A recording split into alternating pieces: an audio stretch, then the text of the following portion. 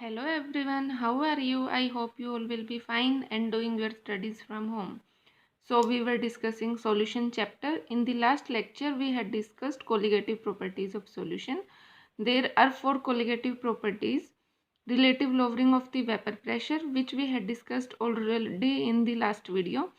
In this video we will discuss elevation in the boiling point, and there are two another colligative properties: depression in the freezing point and osmotic pressure. So let's discuss elevation in the boiling point. So before discussing elevation in the boiling point, what is boiling point? What is boiling point? ठीक है. So boiling point क्या होता है? अब देखो, the temperature at which vapor pressure of a solution, vapor pressure of solution or liquid, ठीक है, becomes equal to the atmospheric pressure. Atmospheric pressure is called vapor boiling point. So boiling point क्या होगा? वो temperature जिस पर liquid का हमारा vapour pressure किसके इक्वल हो जाए? एटमॉस्फेरिक प्रेशर के. देखो, कोई भी एक लिक्विड है, ठीक है, सॉल्यूशन ही है, उसका कुछ ना कुछ हमारे पास क्या होगा? वेपर प्रेशर होगा. अब हमें पता है कि वेपर प्रेशर हीट करने पे या टेम्परेचर इंक्रीज करने पर, अगर हम टेम्परेचर इंक्रीज करते हैं, क्या होता है? वेपर प्रेशर इंक्रीज होगा. वेपर प्रेशर इंक्रीज होगा तो मान लो पहले वो एटमॉस्फेरिक प्रेशर से बिलो था. अब जैसे जैसे वेपर प्रेशर इंक्रीज हो रहा है वो कहाँ तक जाएगा? एटमॉस्फेरिक प्रेशर तक. एटमॉस्फेरिक प्रेशर पर वो जाकर कंपाउंड क्या हो जाएगा? हमारे पास लिक्विड क्या हो जाएगा? बॉईल होना शुरू हो जाएगा. ठीक है. So elevation in the boiling point also known as ebullioscopy. ठीक है. ये टॉपिक हमारे दो नाम से आ सकता है. एक तो आ सकता है एलिवेशन इन बॉइलिंग पॉइंट और इब्यूलोस्कोपी. सो हम क्या करते हैं? सबसे पहले मान लो हमने इसको समझने की कोशिश करते हैं. सोलवेंट लिया. अब सोलवेंट लिया, सोलवेंट का कुछ ना कुछ हमारे पास वेपर प्रेशर होगा. ठीक है. सोलवेंट का वेपर प्रेशर होगा, उसका बॉइलिंग पॉइंट होगा समथिंग, बॉइलिंग पॉइंट. अब सोलवेंट में हमने सोल्यूट ऐड करके सॉल्यूशन बना दिया. सॉल्यूशन बनाने के बाद हमें पता है कि सोल्यूट हमने लेना है non volatile. Non volatile solute का कोई वेपर प्रेशर नहीं होता.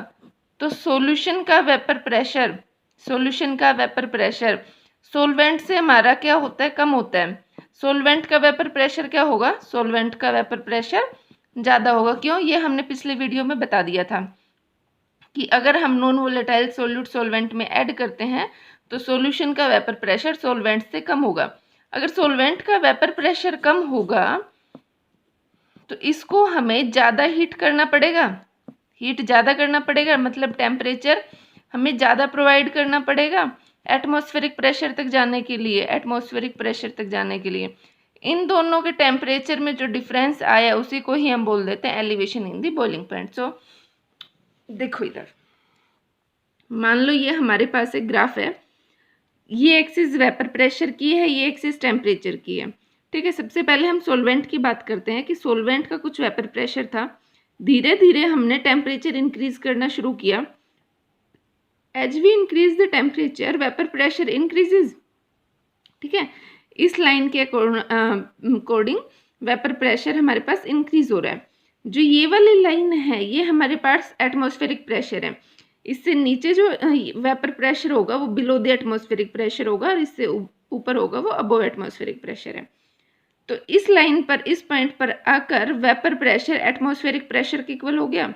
ठीक है. यहाँ से हम एक लाइन परपेंडिकुलरली ड्रॉ करते हैं और ये लाइन जो टेम्परेचर एक्सिस पे यहाँ पे कट करती है तो ये पॉइंट क्या हो जाता है? टीबी नोट, मतलब boiling point of the pure solvent. यहाँ पे हम सोलवेंट की तो लाइन है, तो अगर हमने इससे परपेंडिकुलर ड्रॉ किया है तो ये वाला टीबी नोट क्या हो गया? हम boiling point of the pure solvent, TB note, boiling point of pure solvent. ठीक है. अब देखो, हमने सॉल्वेंट में धीरे धीरे सोल्यूट ऐड करना शुरू कर दिया. मतलब हमारा अब क्या लिया? हमने सॉल्यूशन लिया. सॉल्यूशन का कुछ ना कुछ यहाँ पर वेपर प्रेशर होगा। अब जैसे जैसे टेम्परेचर इंक्रीज होगा सॉल्यूशन का भी हमारे पास वेपर प्रेशर क्या होगा, इंक्रीज होना शुरू होगा। अब इंक्रीज होना शुरू होगा, at this point vapour pressure of the solution becomes equal to the atmospheric pressure, ठीक है, इस वाले पॉइंट पर। So we will draw a perpendicular from this point on the temperature axis, ठीक है। टेम्परेचर एक्सिस पर मान लो यहाँ पर कट करता है, this point will be TB. TB क्या है, boiling point of the solution. तो टीबी क्या हो गया, बॉइलिंग पॉइंट ऑफ सॉल्यूशन, ठीक है। अब देखो ये दोनों जो हमारे पास लाइंस हैं इनके बीच में जो ये वाला गैप है, इस गैप को हमने डिनोट किया है डेल्टा टीबी। ये डेल्टा टीबी क्या है, हमारे पास elevation in the boiling point. हम क्या पढ़ रहे हैं, हम पढ़ भी रहे हैं elevation in the boiling point. Elevation in the boiling point क्या है, delta TB, elevation in boiling point, ठीक है। अब ये कितना होगा, डेल्टा टीबी किसके इक्वल होगा। अब देखो ये टेम्परेचर की एक्सिस है, किसका टेम्परेचर ज़्यादा है, सोल्यूट क्या ज़्यादा है या सॉल्यूशन का टेम्परेचर ज़्यादा है, बॉइलिंग पॉइंट। बॉइलिंग पॉइंट हमें पता है कि इस एक्सिस पर जो आगे होगा उसी का ही तो ज़्यादा होगा। टीबी का टेम्परेचर या बॉइलिंग पॉइंट ज़्यादा है, मतलब हमारे पास सॉल्यूशन का बॉइलिंग पॉइंट ज़्यादा है किससे, सॉल्वेंट से। तो एलिवेशन इन बॉइलिंग पॉइंट क्या हो जाएगा, vapour boiling point of solution, BP of solution minus boiling point of vapour, solvent, okay। So delta TB is boiling point of solution and boiling point of solvent। ये वाला आपको समझ आ गया। यहाँ पर क्या है, ये वाली है सॉल्वेंट का वेपर प्रेशर, ये है हमारे पास सॉल्यूशन का वेपर प्रेशर। यहाँ से टेम्परेचर किसका ज़्यादा है, बॉइलिंग पॉइंट पे सॉल्यूशन का ज़्यादा है। हमेशा सॉल्यूशन बिलो लाई करेगा सॉल्वेंट के, ठीक है। मतलब सॉल्यूशन का वेपर प्रेशर हमेशा ही सॉल्वेंट से क्या होगा, कम होगा। क्यों, क्योंकि हमने जो सोल्यूट लिया है वो हमने नॉन वोलेटाइल लिया है, नॉन वोलेटाइल सोल्यूट लिया है, इस वजह से सॉल्यूशन का वेपर प्रेशर सॉल्वेंट से क्या होगा, कम होगा, ठीक है। अब देखो experimentally it was calculated that delta TB मतलब elevation in the boiling point is directly proportional to molality, ठीक है। ये हमारे पास एक रिलेशन एक्सपेरिमेंटली हम ड्राइव्ड है। अब मोलैलिटी हमारे पास क्या होती है, पहले तो ये पता होना चाहिए। मोलैलिटी क्या होती है, number of moles of solute in 1 kg of solvent. मतलब हमने 1 kg सोलवेंट लिया है, उसमें हम कितने सोल्यूट के मोल्स डिजोल्व करेंगे, वो क्या होती है, मोलैलिटी होती है। अब यहाँ पर प्रोपोर्शनलिटी कांस्टेंट को हटाने के लिए हमें कुछ ना कुछ कांस्टेंट रखना पड़ेगा। मान लो वो कांस्टेंट हमने रखा है Kb इंटू एम, ठीक है। Kb क्या है, प्रोपोर्शनलिटी कांस्टेंट। इसको हम क्या बोलते हैं, इसको हम molal elevation constant, molal elevation constant, ठीक है। यूबुलोस्कोपिक कांस्टेंट,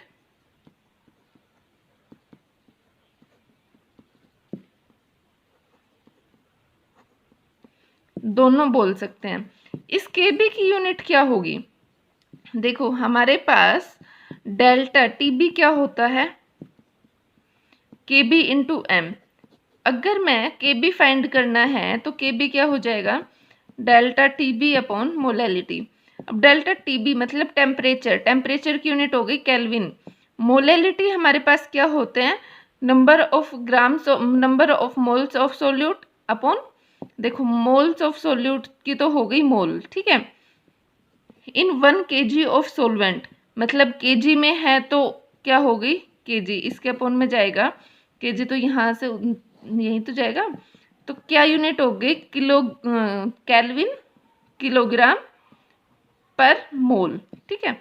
ये किसकी यूनिट हो गई, ये यूनिट हो गई हमारे पास Kb की। अब आपसे कोई ये पूछता है कि what is molar elevation constant या व्हाट इज इबुलोस्कोपिक कांस्टेंट, तो इबुलोस्कोपिक कांस्टेंट क्या होगा, आप क्या कहोगे, ebullioscopic constant is equal to the elevation in the boiling point when we take molarity equal to unity. हमने क्या किया, मोलरिटी को 1 मान लिया, तो के बी किसके के इक्वल हो गया, डेल्टा टी बी। तो यही आपको लिखना है, ठीक है। सो के बी समझ आ गया, के बी पता चल गया क्या है, मोलर एलिवेशन कांस्टेंट। अब देखो न्यूमेरिकल्स आते हैं आपकी इस पोर्शन से, न्यूमेरिकल्स आते हैं आपको डायरेक्ट मोलरिटी ना देके क्या टर्म्स दी होती है, जैसे कि अमाउंट ऑफ सोल्यूट दे रखा है, ठीक है, मास of solute, mass of solute को हम रिप्रेजेंट करते हैं W2, मास ऑफ सोल्यूट, ठीक है। मास ऑफ सोलवेंट उसको हम रिप्रेजेंट करेंगे W1, ये क्या है, सोलवेंट का मास।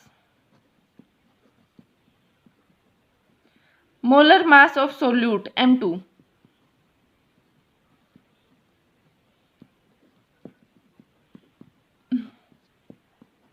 सो मोलैलिटी क्या होती है, number of moles of solute, ठीक है, number of moles of solute. Moles का फॉर्मूला क्या होता है, मोल्स क्या होते हैं, मास बाय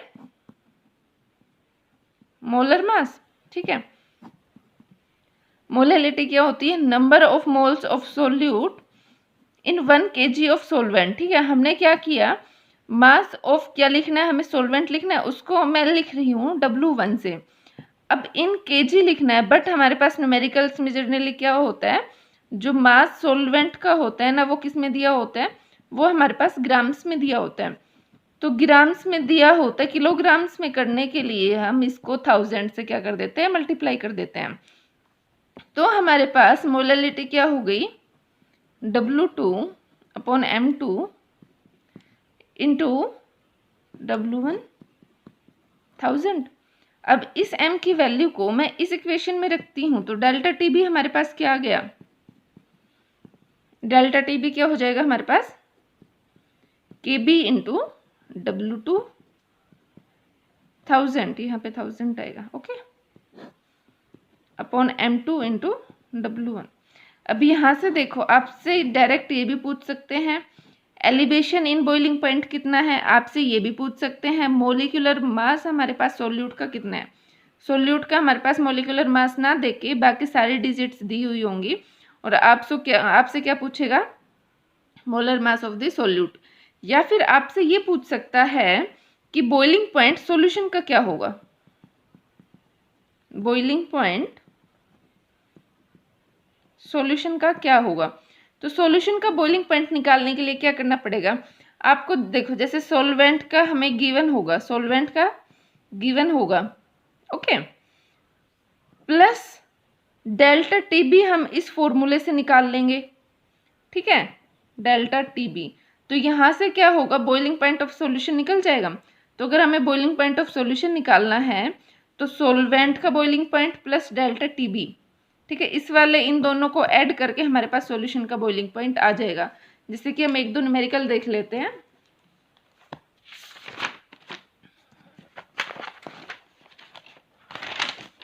देखो हमारे पास न्यूमेरिकल है, boiling point of benzene is 352.23। सबसे पहले तो हम क्या करेंगे, सबसे पहले हमें अपनी जो टर्म्स दी हुई होती है वो लिख लेंगे। सबसे पहले क्या दे रखा है, बॉइलिंग पॉइंट ऑफ बेंजीन, मतलब हमारे पास क्या दे रखा है, टी बी नोट दे रखा है, बॉइलिंग पॉइंट ऑफ बेंजीन, ठीक है। प्योर बेंजीन का निकालना है हमें, सॉल्वेंट का निकालना है, तो नोट से रिप्रेजेंट करते हैं, वो हमारे दे रखा है 353.23। उसके बाद पहले ये क्वेश्चन अच्छे से पढ़ लो आप, boiling point of benzene is 353.23 kelvin when 1.80 gram of non-volatile solute was dissolved in 90 gram of benzene, boiling point is raised to 354.11 Kelvin. Calculate molar mass of the solute. K भी हमारे पास given है, देखो delta T भी हमारे पास given है। उसके अलावा W2 कितना दे रखा है, 1.80, W1 कितना दे रखा है, 354.11, के बी दे रखा है 2.53। हमें सोल्यूट का मोलर मास निकालना है। अब सोल्यूट का मोलर मास निकालने के लिए आप सबसे पहले अपना ये एक फॉर्मूला याद कर लो, डेल्टा टीबी क्या होता है, KB into W2 upon M2 W1 into 1000। ये है, यहाँ से हमें M2 फाइंड करना है, तो M2 हमारे पास डेल्टा क्या हो जाएगा, KB into W2 into 1000 divided by delta TB into W1। यहाँ से हमारे पास M2 आ जाएगा, हमें M2 ही निकालना है। अब देखो कई बार क्या होता है कि न्यूमेरिकल्स में KB की वैल्यू, जैसे कि KB हमारे पास कुछ भी गिवन है यहाँ पर, तो उसकी यूनिट साथ में मेंशन होती है, केल्विन किलोग्राम पर मोल। बट कई बार क्वेश्चन में हमें ये ना देके एक टर्म दी हुई होती है कि KB जो है वो पर 100 ग्राम ऑफ सोलवेंट है। मतलब हमारे पास जो जनरली गिवन फॉर्म होती है वो कितने होती है, वो 1000 ग्राम सोलवेंट में होती है।